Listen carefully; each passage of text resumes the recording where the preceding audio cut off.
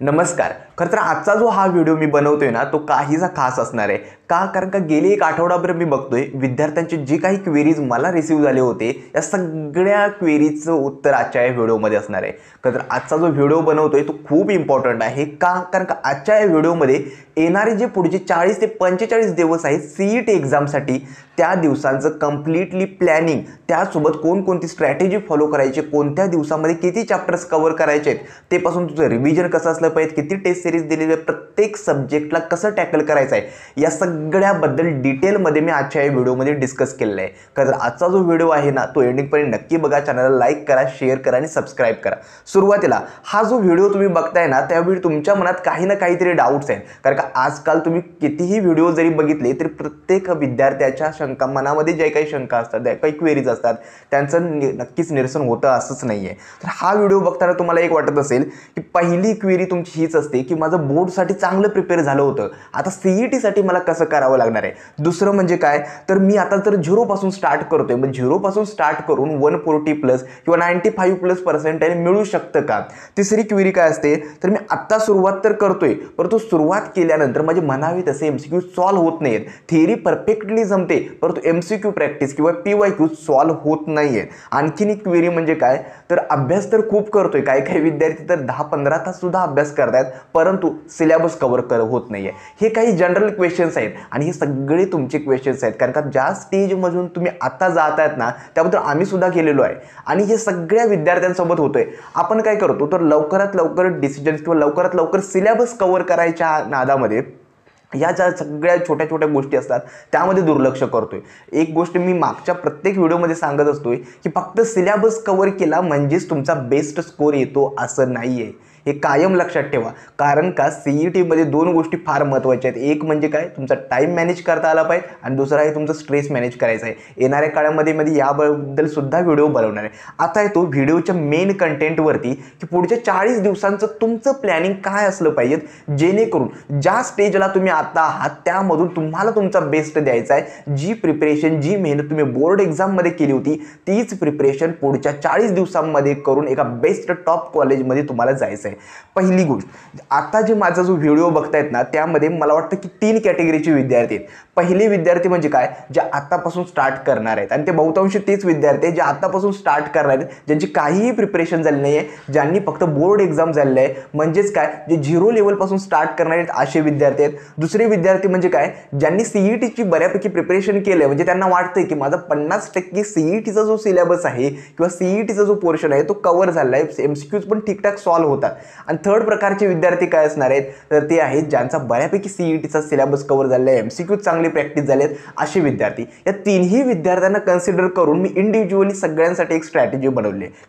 पहिली आणि सगळ्यात महत्त्वाचं म्हणजे काय, तर तुम्हाला आता काय करायचं आहे, पुढचे 40 दिवस आहेत आपल्याकडे असं अज्युम करूया. या 40 दिवसांमध्ये तुम्हाला पहिली गोष्ट तुम्हाला सेल्फ ॲनालिसिस करायची आहे. म्हणजे आता मी 3 कॅटेगरीचे विद्यार्थी तुम्हाला सांगितले, या 3 कॅटेगरीमध्ये तुम्ही कुठे येतात ते पहिल्यांदा ओळखणं महत्त्वाचं आहे. का? कारण का विद्यार्थ्यांना काय वाटतं की माझा ॲक्च्युअलमध्ये सिलेबस खूप कव्हर झाला आहे, बोर्डसाठी मी पूर्ण सिलेबस कव्हर करून टाकला आहे, परंतु ज्यावेळी ॲक्च्युअलमध्ये जे एमसीक्यू सॉल्व्ह करायला बसतात त्यावेळी ते सॉल्व्ह होत नाही आहेत.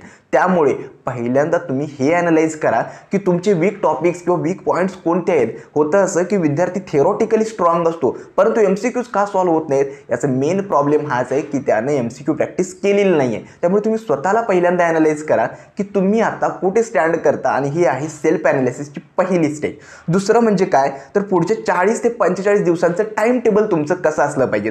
मी या 40 दिवसांना काय केलंय तर काही टप्प्यांमध्ये डिवाइड केले. म्हणजेच काय, जे विद्यार्थी झिरोपासून लेवलपासून स्टार्ट करणार आहेत ना त्यांच्यासाठी 10 मार्च ते 10 एप्रिल हा जवळजवळ 1 महिन्याचा वेळ मी सिलेबस कव्हर करण्यासाठी अज्युम करतो. या 1 महिन्यामध्ये 10 मार्च ते 10 एप्रिलमध्ये तुम्हाला तुमचा जो सिलेबस आता कव्हर केला आहे तो तुम्हाला मॅक्सिमम सिलेबस कव्हर करायचा आहे. आता सिलेबस कसं का कव्हर करायचं याबद्दल मी पुढे सांगणारच आहे, परंतु एक लक्षात ठेवा की 10 मार्च ते 10 एप्रिल तुम्हाला सिलेबस कव्हर करायचा आहे आणि पुढचे जे उरलेले 15 दिवस आहेत म्हणजे 11 एप्रिल ते 25 एप्रिल किंवा सीईटी एक्झामपर्यंत त्यामध्ये तुम्हाला फुल लेंथ टेस्ट सिरीज द्यायचे आहे आणि दुसरं म्हणजे काय, रिव्हिजन करायचं आहे. जेवढा सिलेबस केला आहे तो परत रिवाइज करायचा आहे, एमसीक्यू प्रॅक्टिस करायची आहे.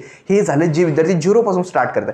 अराउंड जे 50% प्रिपरेशन करून बसले, जे कॅटेगरी 2 आधी सांगितल्याप्रमाणे विद्यार्थी आहेत त्या विद्यार्थ्यांसाठी काय असणार आहे, तर 10 मार्च ते 31 मार्च पर्यंत जो काही इन इनकम्प्लीट सिलेबस असेल, काही वीक टॉपिक्स असतील, वीक कन्सेप्ट असतील, जो तुम्ही स्किप केला आहे, 11चा सिलेबस असेल, हे सगळं तुम्हाला या दिवसामध्ये करायचं आहे. आणि उरलेले 1 ते 25 एप्रिलच्या दरम्यान फक्त तुम्हाला रिव्हिजन करायचं आहे, तुमचा स्कोर इम्प्रूव्ह करायचा आहे, मॅक्सिमम मॉक टेस्ट द्यायचे आहेत आणि ज्या स्कोरवर तुम्ही आहात त्यापासून एका बेस्ट स्कोरपर्यंत तुम्हाला तुमची इम्प्रूव्हमेंट करायची आहे. आणि जे विद्यार्थी ऑलरेडी ज्यांचा सिलेबस 70% किंवा 75% कव्हर झाला आहे, अशा विद्यार्थ्यांसाठी माझं एक सजेशन असेल की तुम्ही लवकरात लवकर टेस्ट सिरीज द्यायला स्टार्ट करा. कारण का एकदा जर तुम्ही टेस्ट सिरीजमध्ये एनरोल झालात ना, तर तुम्हाला कळेल की तुमचा स्कोर किती होतोय, 200 पैकी किती मार्क्स तुम्ही स्कोर करताय, जेणेकरून तुम्हाला पुढच्या 40 दिवसांमध्ये त्या स्कोरमध्ये इम्प्रूव्हमेंट करता येईल. आणि असं नाही आहे, लक्षात ठेवा, ज्यावेळी तुम्ही टेस्ट सिरीज देता त्यासोबत तुमचं रिव्हिजन, स्कोर इम्प्रूव्हमेंट आणि सिलेबस कव्हर या तिन्ही गोष्टी होत जातात. का? कारण का तुमच्या वीक टॉपिक्स, कोणत्या टॉपिकमधले MCQ तुमच्या हातून होत नाही आहेत हे सगळं तुम्हाला समजत जातं. अर्थात ज्या विद्यार्थ्यांना फुल लेंथ टेस्ट सिरीजमध्ये एनरोल करायचं आहे त्या विद्यार्थ्यांसाठी आमच्या ज्या मॉक टेस्ट सिरीज आहेत, ज्या full length mock test series आहेत, तर 10 मार्चपासून आम्ही स्टार्ट करतोय. यावर्षी आम्ही 10 मार्चपासून टोटल 25 मॉक टेस्ट डिझाईन केलेले आहेत. फुल लेंथ टेस्ट सिरीज आहे जे ॲक्च्युअल CET एक्झामसारखे असणार आहेत. आणि विशेष म्हणजे या मॉक टेस्ट सिरीजसोबत तुम्हाला पर्सनल मेंटरशिप मिळते. म्हणजे असे विद्यार्थी जे PICT कॉलेजमध्ये शिकत आहेत, ज्यांनी 99+ स्कोर केलेला आहे, अशा विद्यार्थ्यांची तुम्हाला पर्सनल मेंटरशिप मिळते. प्रत्येक विद्यार्थ्याला एक मेंटर अलॉट होतो. तुम्हाला काहीही प्रॉब्लेम असेल, डाऊट असेल तर तुम्ही त्यांच्याशी बोलू शकता. डेली एक डाऊट सेशन अरेंज केला जातो ज्यामध्ये तुम्ही तुमचे डाऊट्स क्लिअर करू शकता. मॉक टेस्ट 10 मार्चपासून स्टार्ट होत आहेत. ज्या विद्यार्थ्याचा सिलेबस चांगला कव्हर झालेला आहे अशाच विद्यार्थ्यांनी एनरोल करा. जे विद्यार्थी अजून सुद्धा सिलेबस कव्हर करतायत त्यांनी पहिला फोकस आपला मॅक्सिमम सिलेबस कव्हर करण्यावर असला पाहिजे. ही झाली दुसरी स्टेप. पहिलं म्हणजे काय तर तुमचं सेल्फ अनालिसिस. दुसरं आहे तुमच्या पुढचे 40 दिवसांचं नियोजन. हे नियोजन मी माझ्यानुसार प्रिपेअर केलं आहे. लक्षात ठेवा, प्रत्येक विद्यार्थी इंडिपेंडेंटली बिहेव करतो असतो. म्हणजेच काय, तुमचे वीक टॉपिक्स, तुमच्या सगळे जे काही प्रॉब्लेम्स असतील, क्रॅश कोर्समध्ये एनरोल केले आहेत, हे सगळं तुम्हाला माहिती असतं. त्यामुळे इंडिव्हिज्युअल विद्यार्थ्याने पुढच्या 40 दिवसाचं प्लॅनिंग हे आतापासून करायचं आहे. थर्ड स्टेप म्हणजे काय, या पुढच्या 40 दिवसांमध्ये मॅक्सिमम सिलेबस कसा कव्हर करायचा आहे. पहिली स्टेप, सिलेबस फास्ट कव्हर करायचं नाही. सुरुवात तुमचे हाय वेटेज टॉपिक्सपासून करायची. हाय वेटेज टॉपिक्स कोणते, मी ऑलरेडी एक व्हिडिओ बनवला आहे माझ्या चॅनलमध्ये. डिस्क्रिप्शन बॉक्समध्ये सुद्धा मी त्या व्हिडिओची लिंक देतोय, ते नक्की बघा. हाय वेटेज टॉपिक्सपासून सुरुवात करायचं आहे. पहिलं टार्गेट असलं पाहिजे हाय वेटेज टॉपिक्स. आणि हाय वेटेज टॉपिक्स एकदा झाले की नंतर मग जे लो वेटेज 1-2 मार्क्ससाठी जे विचारले जाणारे क्वेश्चन्सचे टॉपिक्स आहेत त्यावरती शिफ्ट व्हायचं आहे. दुसरं म्हणजे काय, जर एखादा टॉपिक समजत नाही आहे आणि तो इम्पॉर्टंट आहे CETच्या दृष्टीने, म्हणजे मागच्या CETमध्ये त्याच्यावरती भरपूर क्वेश्चन्स आलेत आणि समजत नाही आहे, यूट्यूब व्हिडिओ बघा. मी हेच करायचो. एखादा टॉपिक जरी समजत नसेल ना, मी यूट्यूबला तो टॉपिक टाकायचो. ती थेरोटिकली ती पहिल्यांदा कन्सेप्ट क्लिअर करायचो आणि मग त्याचे MCQ सॉल्व्ह करायचो. परंतु टॉपिक स्किप करू नका. का? कारण का एखाद्या टॉपिक करून गेले 2-3 वर्ष जर क्वेश्चन विचारलाय, डेफिनेटली तुमच्या शिफ्टला सुद्धा तो क्वेश्चन विचारला जाणारच आहे. त्यामुळे तो स्किप करू नका. तिसरं आहे म्हणजे काय, जर एखाद्या टॉपिकला मी अज्युम करतो की एखाद्या टॉपिकला तुम्ही 4 तास वेळ देताय, तर 4 तासापैकी पहिला 1 तास हा फक्त थेअरीसाठी दिसला पाहिजेत आणि पुढचे 3 तास यामध्ये तुमची PYQs किंवा MCQ प्रॅक्टिस झाली पाहिजेत.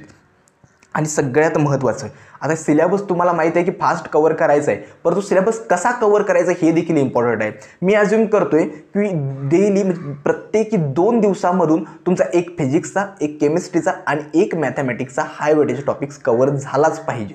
हे अज्युम करा की 2 दिवसांमधून तुमचे हे 3 टॉपिक्स झालेच पाहिजेत. हे लक्षात ठेवा. त्यानुसार तुम्ही स्पीड मॅच करा जेणेकरून तुमचा सिलेबस वेळेत कंप्लीट होईल.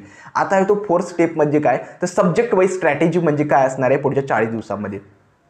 मी मागच्या जर एक्झाम होती CET, जर ती ॲनालाइज केली ना, एक गोष्ट अज्युम केली की सुरुवातीला केमिस्ट्री खूप जरा इझी आलं होतं, फिजिक्स मॉडरेट लेवलचं होतं आणि मॅथ्ससुद्धा मॉडरेट लेवलचं होतं. त्यामुळे आता तुम्हाला काय करायचं आहे, पहिला जो मेन फोकस सगळ्या विद्यार्थ्यांनी करायचा तो तुम्ही मॅथ्ससाठी करा. मॅथ्ससाठी मेन फोकस करा. यासाठी सांगतोय, प्रत्येक क्वेश्चनला 2-2 मार्क आहेत, त्याचा तुम्हाला बेनिफिट घ्यायचा आहे. मॅथ्ससाठी एक्स्ट्रा एफर्ट घ्यावे लागणारच आहेत आणि मॅथ्ससाठी काय करायचं हे देखील सांगतो. लक्षात ठेवा, एक गोष्ट आहे की मॅथ्ससाठी जर तुम्हाला चांगला स्कोर करायचा असेल तर मॅथ्ससाठी थिअरॉटिकली तुम्ही स्ट्रॉंग असलंच पाहिजेत. त्याचसोबत तुम्हाला तुमची MCQ प्रॅक्टिस खूप महत्त्वाची आहे. विद्यार्थी बोलतात की MCQ सॉल्व्ह होत नाहीत. MCQ सॉल्व्ह होण्यासाठी तुमची प्रॅक्टिस स्ट्रॉंग असली पाहिजे. जेवढे MCQs तुम्ही शक्य असेल तेवढेच तुम्ही सॉल्व्ह करत चला, जेणेकरून CET एक्झाममध्ये ती MCQ प्रॅक्टिसने तुम्हाला काहीही अडचणी येणार नाही आहे. दुसरं, आता मॅथ्सवर तरी मेन फोकस करायचा आहे. दुसरा फोकस असला पाहिजे केमिस्ट्रीवरती आणि थर्डला तुम्ही फिजिक्सला आहे. याचा अर्थ थर्डला फिजिक्स ठेवा, याचा अर्थ फिजिक्सकडे कम्प्लिटली दुर्लक्ष करायचं आहे असा मुळीच नाही आहे. तिन्ही सब्जेक्ट सब्जेक्ट इक्वली इम्पॉर्टंट. फक्त मी हे यासाठी सांगतोय 90 मिनिटामध्ये 100 क्वेश्चन्स फिजिक्स आणि केमिस्ट्रीचे सॉल्व्ह करायचे आहेत, त्या टाईम बाउंडमध्ये आणि फिजिक्सच्या थोड्या मॉडरेट लेवलच्या डिफिकल्टी लेवलमुळे विद्यार्थी गोंधळून जातात.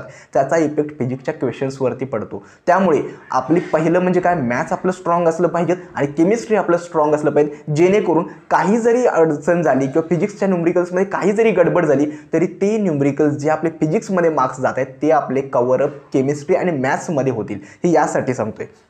त्यानंतर आता येतो MCQ सॉल्व्ह होत नाही यासाठी एक तुमची स्ट्रॅटेजी.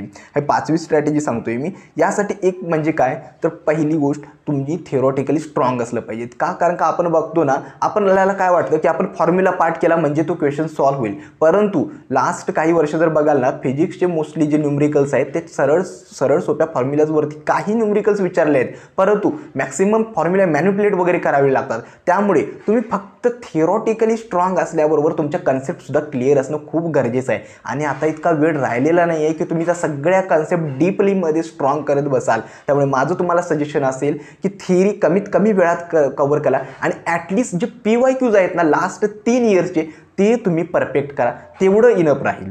त्यानंतर आता MCQ सॉल्व्ह होत नाही आहेत ना, त्यासाठी आणखीन एक मी तुम्हाला सजेशन देईल की तुम्हाला टाईम बाउंडमध्ये MCQ जे सॉल्व्ह करायची जी सवय असते ना ती थोडी लावून घ्यायचा प्रयत्न करा. का, कारण काय लक्षात ठेवा की सगळ्यात मॅटर करणार आहे तो वेळ. तुम्हाला CET एक्झाम हॉलनंतर बाहेर आल्यानंतर वाटेल अजून थोडा वेळ मिळाला असता तर अजून MCQ सॉल्व्ह झाले असते. म्हणून सांगायचा उद्देश इतकाच आहे, आतापासून ते टाईम बाउंडमध्ये MCQ सॉल्व्ह करायची सवय लावून घ्या. सोबत एक अलार्म क्लॉक किंवा स्टॉपवॉच लावून ठेवा. म्हणजे ॲझ्युम करा की 20 मिनिटामध्ये मला 25 क्वेश्चन सॉल्व्ह करायचे, ते स्टॉपवॉच सोबत तुम्ही MCQ सॉल्व्ह करा, जेणेकरून त्या प्रेशरची किंवा त्या स्ट्रेस मॅनेजमेंटची जी सवय आहे ना ती आतापासून तुम्हाला लागेल. आणि सगळ्यात आता महत्त्वाचं जी 6वी स्टेप आहे ते म्हणजे काय, तुमचं टाईम टेबल. आता मी मागच्या वेळीसुद्धा एक व्हिडिओ बनवलेला आहे, या हवा तर या पुढच्या एक व्हिडिओ बनवेलच मी टाईम टेबल पुढच्या 40 दिवसांचं तुमचं कसं असलं पाहिजे. परंतु तुम्ही काय करा तर डेली तुमचे गोल सेट करणं खूप गरजेचं आहे. मी काय करायचो तर CET एक्झामच्या रात्री झोपण्या अगोदर पुढच्या दिवसामध्ये मला काय काय करायचं आहे ते सगळं नोट डाऊन करून ठेवायचो. त्याचसोबत आजचा जो परफॉर्मन्स आहे म्हणजे काय, मी कालच्या दिवशी जे गोल्स ठरवले होते ते मी खरंच फुलफिल केले का, ते किती केले, यानुसार तुमचा परफॉर्मन्ससुद्धा इव्हॅल्युएट करणं गरजेचं आहे. आणि ट्राय करा की तुम्ही जे टाईम टेबल बनवता त्याला स्टिक राहा. 100% टाईम टेबल फॉलो करणं खूप डिफिकल्ट आहे, परंतु ॲटलिस्ट 70-75% जरी फॉलो करत असाल ना तर तुम्ही बेस्ट एका झोनमध्ये आहात, हे लक्षात ठेवा. आता येतो जे काही तुम्ही सगळ्यात एक इम्पॉर्टंट म्हणजे मागच्या 2-3 वर्षांपासून विद्यार्थ्यांना बघतोय ना, जे काही तुम्ही इम्पॉर्टंट वाचताय, जे इम्पॉर्टंट आहे, जे CET एक्झाममध्ये पुन्हा रिपीट होते, जे फॉर्म्युलाज असू देत, नेम रिॲक्शन होते, ते सगळं तुम्हाला एका शीटवरती नोट डाऊन करून ठेवायचं आहे आणि ते तुमच्या स्टडी टेबलसमोर चिकटवायचं आहे. हे खूप गरजेचं आहे. ह्याच्या शॉर्ट नोट्स आहेत ना किंवा फॉर्म्युला शीट आहेत ना, या तुम्हाला एक्झामच्या वेळी खूप मदत करणार आहेत. आणि त्याच फॉर्म्युला शीट्स तुमचं रिव्हिजन करून देणार आहे, तुमचे इम्पॉर्टंट कन्सेप्ट्स क्लिअर करणार आहेत. त्यामुळे जे काही इम्पॉर्टंट असेल ते आतापासून वेळ आहे, या पुढच्या जे काही तुम्ही करणार आहात ना ते सगळं नोट डाऊन करून तुमच्या स्टडी टेबलसमोर चिकटव करा. ट्राय करा 2 ते 3 दिवसापासून एकदा तरी त्यामधून नजर फिरवा, जेणेकरून ते तुमच्या नजरेतून सुटणार नाही. हे खूप गरजेचं आहे.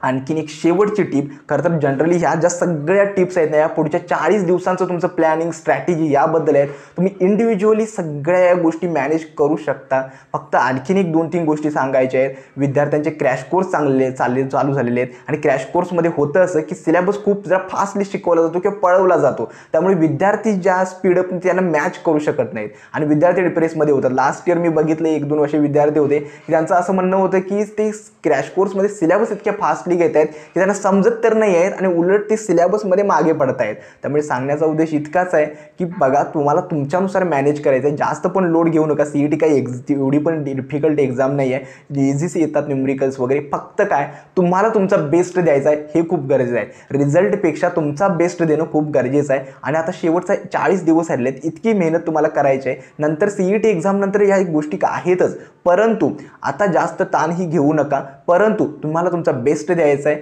बेस्ट प्रॅक्टिस करा, PYQs वरती फोकस करा आणि CET क्रॅक करा. कारण तर आजचा जो व्हिडिओ होता तो पुढचं 40 दिवसांचं जे प्लॅनिंग होतं, स्ट्रॅटेजी होतं, त्याबद्दलच होता. तुम्हाला कोणत्याही जर नवीन टॉपिकवरती व्हिडिओ असेल ना ते देखील मला कमेंट सेक्शनमध्ये कळवा. आजचा हा व्हिडिओ मी येथेच थांबवतो. धन्यवाद.